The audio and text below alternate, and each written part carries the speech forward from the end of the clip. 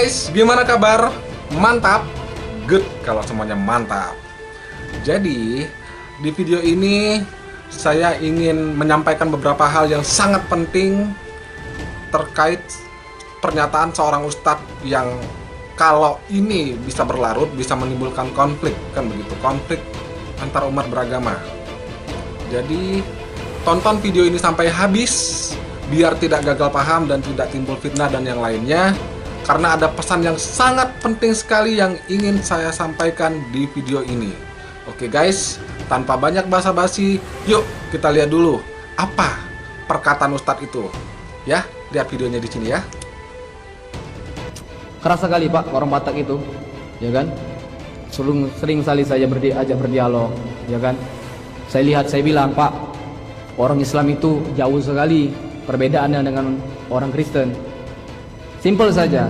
Orang Islam itu, Pak, wajahnya bercahaya, saya bilang, bersih, berseri-seri, betul. Kenapa? Karena dia sering berwudu, ya kan? Minimal dalam sehari 5 kali basuh muka. Jadi kelihatan cahayanya. Sebagaimana Allah firmankan, ya kan? Simahum fi wujuhihim min athari sujud. Di wajah-wajah orang mukmin itu, kata Allah, tampak bekas-bekas sujud, berseri-seri bercahaya. Mohon maaf, Pak, wajah-wajah orang Kristen itu, mohon maaf, seram-seram, ya kan, jelek-jelek, ya kan? Kenapa? Makannya saja yang haram-haram, babi, anjing, naudzubillah, naudzubillah.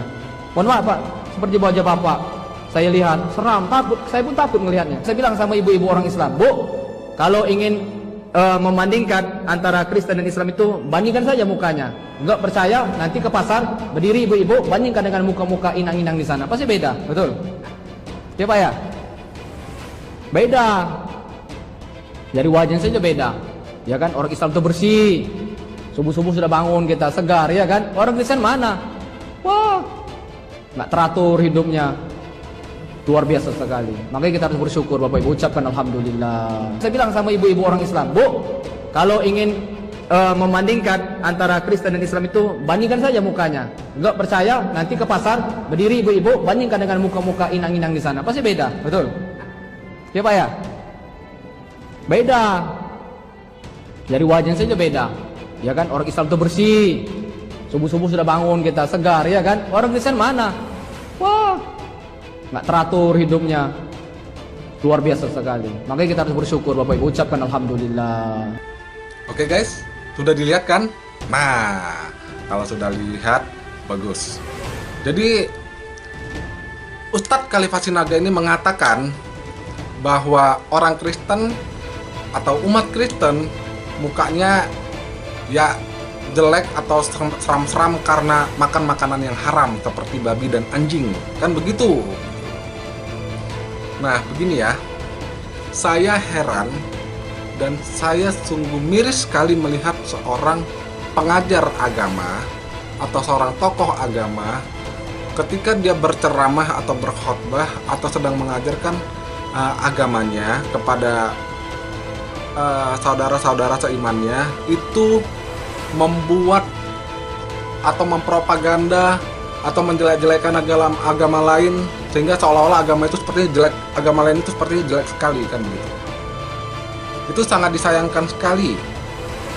Terlepas, saya nggak tahu ya, sampai dengan video ini saya buat, saya nggak tahu apa Ustadz Khalifah Sinaga ini udah minta maaf atau belum, saya nggak tahu. Kalau sudah minta maaf, bagus. Tolong dikasih tahu kalau memang sudah minta maaf. Terlepas dia sudah minta maaf atau enggak, tapi ini pelajaran penting buat setiap penceramah, pengkhotbah, tokoh agama. Ketika berceramah, jangan modelnya begini. Ini bisa memicu konflik. Jadi bisa memicu pertikaian antar agama, antar umat beragama. Oke, paham sampai di sini? Kalau ada yang bilang, bro atau bang, itu kan dia berceramah ketika di dalam contoh entah masjid atau lagi ada acara kegiatan keagamaan ini umat muslim, itu kan yang nengok kan cuman hanya agama ini umat muslim gitu. Benar, tapi pernah terpikir nggak, ini kita ngajarin seseorang akan sesuatu, orang yang mendengarkannya kalau seandainya ngikut, contoh begini ya, dibilang sama si Ustadz Khalifah Sinaga ini bilang yang tadi begitu. Terus tadi kalau ada seandainya jemaatnya atau yang orang yang dengarkan khotbah dia ngomong sama orang Kristen, ketemu orang Kristen ngomong begini, mukamu serem, mukamu sangar gara-gara makan babi sama makan anjing. Ribut nggak? Bisa ribut. Ribut loh. Hal kecil, akhirnya apa membesar. Akhirnya apa bisa konflik ini loh. Perang antar agama jadinya, konflik antar umat beragama. Hanya gara-gara perkataan kecil. Mukamu seram, mukamu jelek, mukamu nggak percaya karena makan makanan haram, babi, anjing, itu yang kalian makan. Sempat dibilang gitu sama umat Kristen, ada yang denger. Contoh gini ya, itu dibilang gitu, ada orang Kristen ketemu nih, mukamu serem, sangar gitu. Kalau ada jemaat yang denger tadi tuh, apa nggak ribut mereka? Bisa besar itu keributannya. Jadi berpikirlah. Berpikir. Anda dengar ya, Ustadz Khalifah Sinaga, Anda dengar? Orang itu seorang pengajar, mau tokoh agama kayak guru kayak apa, yang jelas seorang pengajar, seorang pengkhotbah, seorang penceramah, dinilai kualitasnya dari apa isi omongannya. Itu membangun atau enggak? Itu memicu konflik atau enggak? Anda ajarkan. Nih dengar, setiap penceramah pengkhotbah bukan hanya sekedar Ustadz Khalifah Sinaga. Setiap mau agama apapun, pengkhotbahnya, penceramahnya, ustadznya, pendetanya, atau biksunya, atau segala macam yang jelas dia tokoh agamanya, pengajar, penceramah, pengkhotbah, ini jelas. Dengar baik-baik. Ajarkan sama umat. Latih umat untuk lebih mengenal agama kalian. Lebih bisa melatih diri, mengajarkan berbuat kebaikan yang lebih. Latih dan bentuk umat kalian berintegritas baik. Bagaimana hidup berbangsa dan bernegara, bagaimana bisa menolong orang, bagaimana bisa membantu orang, bagaimana ini kita manusia ini punya otak, punya hati. Ini harus dioptimalkan. Diajarin dan dilatih itu. Jangan diajarin hal-hal yang bisa memicu konflik. Ya, bangsa Indonesia ini butuh orang-orang yang punya kepedulian untuk negaranya, yang kaya mau membantu yang susah, apalagi di zaman sekarang ini. Itu diajarkan, itu yang dilatih. Jangan yang lain-lain. Jangan ngomong kayak gini, mau apa? Mau cari panggung biar dipanggil-panggil khotbah untuk nyari duit. Jangan begitu. Untuk penceramah, pengkhotbah siapapun itu, dengarkan itu ya. Jangan khotbah itu yang bisa memicu konflik. Mau dibilang apa? Itu kan ceramahnya ini yang dengarkan cuma sekedar umat muslim, nggak akan keluar. Ini videonya ada. Siapa yang ngerekam coba? Orang Kristen di situ yang ngerekam? Kan enggak. Coba berpikir loh. Kita berbuat sesuatu itu kita harus pikir dulu nih dampaknya gimana. Dampak positifnya apa, dampak negatifnya apa. Kalau ada dampak negatifnya, itu sampai sejauh mana dampaknya. Berpikir sampai ke situ. Ya. Kalau mau dibilang orang Kristen karena makan makanan haram, mukanya sangar, jelek lah, begitu-begitulah. Nih, aku kasih tunjuk nih deretannya ya. Agnes Monica Kristen. Lihat mukanya. Serem? Enggak. Cantik? Iya. Nanti ini fotonya, lihat. Ari Wibowo Kristen. Siapa lagi tuh? Kaisar Hito Kristen. Pacarnya itu lagi tuh si Felicia Kristen. Udah. Baru Stephen William Kristen. Sangar-sangar muka orang tuh, jelek-jelek, seram-seram. Dalil apa yang dipakai itu coba? Bilang orang Kristen kan makanan haram, seram. Apa? Mau ngapain ngomong kayak gitu? Jangan gitu.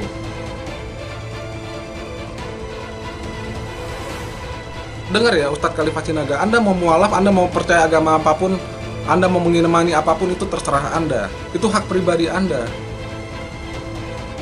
Tapi jangan begitu. Anda dari dulunya kata, ini Anda bilang Anda dari Kristen pindah ke Muslim, terus Anda menjelekkan Kristen atas dasar yang tidak punya dasar loh.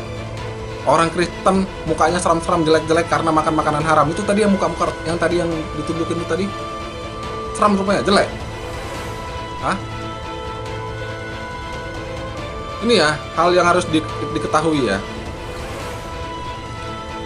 Sampai dengan hari penghakiman di Alkitab, firman Tuhan sangat jelas. Ini kami orang Kristen ya, punya Alkitab itu, punya kitab suci itu namanya Alkitab.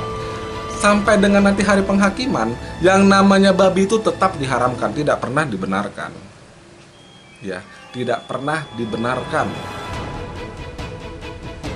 Dan tidak pernah dihalalkan. Tapi kenapa banyak orang Kristen makan babi? Ini yang harus dipahami ya. Ini yang harus dipahami. Yesus mengajarkan beberapa hal. Yang pertama, bukan apa yang masuk ke mulut orang yang menajiskan seseorang, tapi apa yang keluar dari mulut orang tersebut, itu yang menajiskan orang itu. Yang kedua, soal hukum Tuhan, ketetapan Tuhan. Hukum Tuhan, ketetapan Tuhan. Yesus mengajarkan. Nanti dari ini kan di bawah ini ada ayat-ayatnya kok, saya lampirkan, bisa dibuka. Hukum yang terutama, Yesus mengajarkan hukum yang terutama begini ya. Manusia ini kenapa Tuhan memberikan ketetapan hukum peraturan? Itu untuk melatih manusia bisa menyayangi Tuhan dengan segenap yang ada pada dirinya, dan bisa mengasihi dirinya sendiri dan sesamanya manusia sebagaimana dia mengasihi dirinya sendiri. Udah, sebenarnya itu Yesus Kristus memberitahukan esensi atau intisari dari hukum Tuhan. Poin-poin, tapi kalau itu dirangkum, intisarinya itu melatih manusia untuk mengasihi Tuhan dengan segenap yang ada pada dirinya, dan melatih dan mengajari manusia untuk mengasihi sesamanya sebagaimana dia mengasihi dirinya sendiri. Itu aja. Jadi kenapa orang Kristen makan babi? Bukan berarti Alkitab sudah menghalalkan. Firman Tuhan tidak pernah berubah, kekal. Bukan Tuhan ngomong kemarin A, terus besoknya ngomongnya Z. Enggak begitu. Kalau dulu diharamkan, sampai kapanpun tetap diharamkan. Tapi kenapa orang Kristen makan babi? Kenapa? Bukan apa yang masuk ke mulut yang menajiskan seseorang, tapi apa yang keluar dari mulut.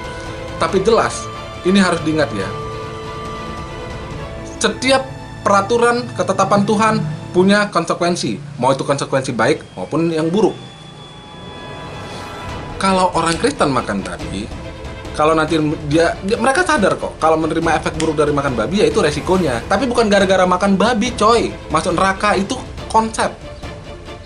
Gak ada di kekristenan makan babi masuk neraka. Enggak, karena dosa. Ya. Tuhan pun gak ngeri loh. Dalam artian begini, kenapa dilarang nih makan makanan? Kan gak cuma babi loh.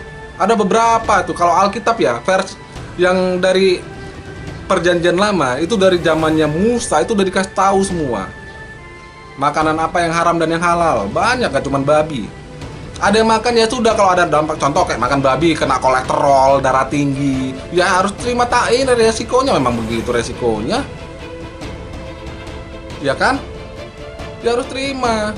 Jangan nanti udah kena resikonya nyalain Tuhan, enggak. Jangan, nggak boleh begitu. Itu kenapa orang Kristen makan babi. Banyak orang Kristen ini yang makan babi. Ada juga orang Kristen yang nggak mau makan babi. Ada. Jadi itu yang harus dipahami. Harus dipahami.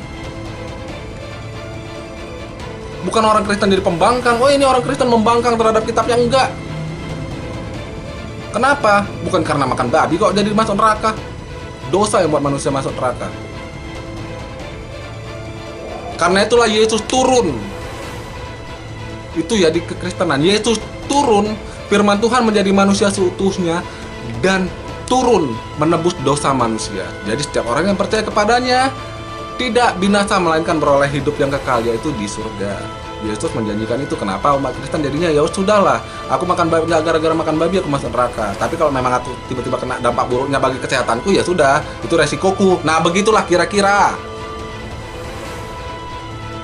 Jadi jangan bilang kayak tadi, itu nggak bagus loh. Itu bisa menimbulkan konflik sara jadinya. Apalagi nyangkut-nyangkutin, ada tadi katanya, ini Ustadz Khalifah Sinaga bilang-bilang orang Batak. Dia sendiri Batak. Emang Cinaga itu apa? Orang apa? Hah? Orang Holland, Belanda tanah? Kan enggak, Batak itu. Ada aja. Yang apa? Perhatikan nih di Republik ini udah suka nih orang-orang kayak gini-gini, nggak mikir dia. Nanti kalau udah ribut baru. Jadi ini pesan penting ya buat setiap penceramah. Sekali lagi saya katakan, ini pesan yang sangat penting buat setiap penceramah, pengkhotbah, mau agama apapun itu. Ajarkan dan latih umat untuk berintegritas yang baik. Berintegritas baik ini banyak loh, cakupannya luas. Dan ajarkan lebih memahami dan mengimani agama kalian. Bukan ajarkan hal-hal yang bisa memicu konflik.